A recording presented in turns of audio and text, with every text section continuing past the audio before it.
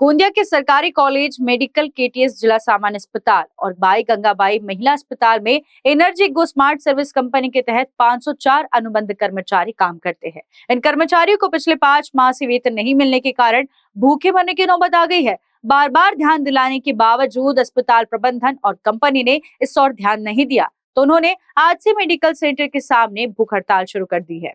Medical KTS जिला सामान्य अस्पताल और बाई गंगाबाई महिला अस्पताल में एनर्जी गो स्मार्ट सर्विस कंपनी के तहत कुल 504 कर्मचारी काम कर रहे हैं। इन कर्मचारियों की सैलरी के लिए हर महीने 1 करोड़ रुपए के फंड की जरूरत होती है, लेकिन पिछले 5 माह से कंपनी के अधीन कार्यरत इन कर्मचारियों का वेतन भुगतान नहीं हो पाया है। कर्मचारियों ने वेतन को लेकर बार बार अस्पताल प्रबंधन और कंपनी से संपर्क किया, लेकिन पिछले 5 महीनों से उन्हें वादों के अलावा कुछ नहीं मिला है। 5 माह का वेतन न मिलने से कर्मचारी आर्थिक संकट में है और उनके सामने परिवार का भरण पोषण, बैंक की किस्त, बच्चों की स्कूल फीस कैसे भरे, ये सवाल खड़ा हो गया है। इसीलिए कर्मचारियों ने रुख अख्तियार कर लिया है कि जब तक 5 महीने का वेतन नहीं मिलेगा तब तक भूख हड़ताल जारी रहेगी। 6 महिन्यापासून आमचे पगार झालेले नाही। वेगवेगळ्या 2 कंपन्यांनी थकीत पगार ठेवले आहे। पहिली कंपनी होती तिने 2.5 महिन्याचा थकीत पगार ठेवला आहे आणि आतापर्यंत अजूनही पगार झालेला नाहीये। आम्ही काय करायचं, कसं जगायचं हे कोणीही सांगत नाही। डीन सरांच्या आता आम्ही सकाळपासून बसलेले आहोत, तर डीन सरांच्या वारंवार 2 ते 3 वेळेस मेसेज येऊन गेलेला आहे की 4 ते 5 कर्मचारी माझ्याकडे येऊन भेटावे, पण सरांना समजायला पाहिजे की ते स्वतः आमच्या आंदोलनात आले पाहिजे आणि आमच्यासोबत संपर्क करायला पाहिजे। ते स्वतः संपर्क करत नाही आणि आमचा तोडगा काढत नाही। आम्ही काय करावे, कसं झालंय, बोलणं झालंय सर, जेव्हा इथं मास कॅज्युअलिटी येते किंवा कामाची गरज पडते तेव्हा यांचे कोणी परमनंट कर्मचारी कामात येत नाही। आम्ही पूर्ण लाईन लागते आम्हा लोकांची, सर्व पूर्ण शिवशाही बसचा जेव्हा ऍक्सिडेंट झाला होता आम्ही 3 तास एक्स्ट्रा काम केलं होतं, तरी आम्ही बोललो नाही यांना पैशाबद्दल। त्यावेळेस यांना दिसलं नाही की 6 महिन्यापासून तमाम कंत्राटी कामगारांचं वेतन झालेलं नाहीये आणि 6 महिन्यापासून विना वेतन ते लोक यांच्याकडून सर्व हॉस्पिटलचं काम करून घेत आहेत। मला हे म्हणायचं आहे की आपण काम करतो, त्यांना त्यांचा मेहनताना वेळेवर मिळायला पाहिजे। आज 6 महिन्यापासून त्यांचा वेतन झालेला नाहीये। त्यांची घरची परिस्थिती अत्यंत हलाखीची आहे। सावकारांकडून व्याजाने पैसे घेऊन किती दिवस ते आपला प्रपंच चालवतील। आज प्रश्न असा आहे की 12वीची परीक्षा आहे, 10वीची परीक्षा आहे आणि पोरांचं भरण पोषण आहे। त्यांचा भविष्यासाठी ते पैसे कुठून आणणार? आज सावकारांनी त्यांना पैसे देणे बंद केलेले आहे।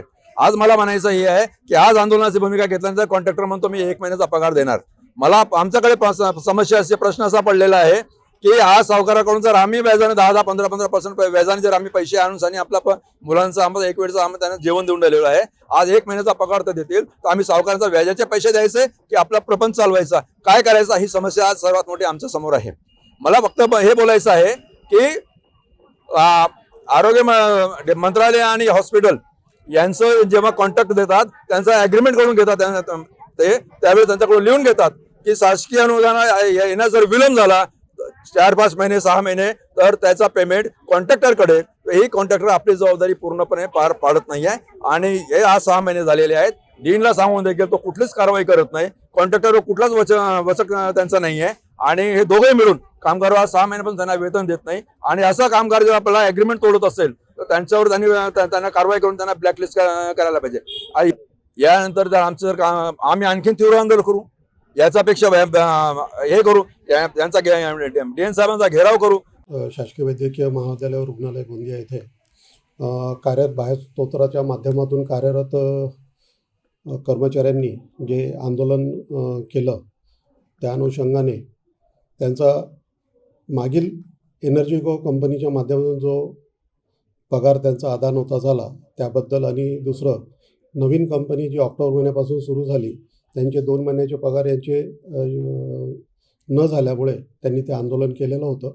या संबंधात आपण दोन्हीही कंपन्यांच्या अधिकाऱ्यांना याबाबतीत वेळोवेळी अवगत केलेलं होतं व त्यांना याबाबतीत सांगितलं होतं की करारानुसार त्यांना कर्मचाऱ्यांचं वेतन थकवता येत नाही, ते अदा करणं अपेक्षित होतं, परंतु ते न झाल्यामुळे हे आंदोलन झालेलं आहे। आणि आजच त्यांच्यासोबत आलेले राष्ट्रीय मजदूर सेनेचे पदाधिकारी आहेत, यांच्यासोबत झालेल्या चर्चेनुसार